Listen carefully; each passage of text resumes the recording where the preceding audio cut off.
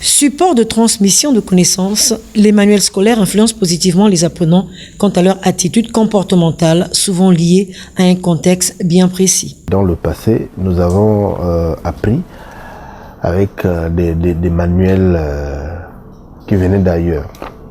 Par exemple, au primaire, on parlait je parlerai de Mamadou Ebinita, et qui fait référence au manuel donc de nos frères d'Afrique de l'Ouest. Dans le contexte ouest-africain, pour les élèves ouest-africains. Les manuels gabonais qui sont en train d'être élaborés tiennent compte donc du contexte pour les jeunes gabonais. Posture qui construit certes le vivre ensemble, mais également la citoyenneté qui marque ainsi le lien entre ces manuels scolaires et l'idéologie politique. L'idéologie apparaît dans les manuels comme un contenu implicite, c'est-à-dire que le manuel va nous donner des informations explicites, ce qui va bien évidemment être dit de manière directe, et à l'intérieur de ces manuels, il y a aussi des informations implicites, c'est-à-dire qui doivent pouvoir provoquer des comportements, provoquer des réactions.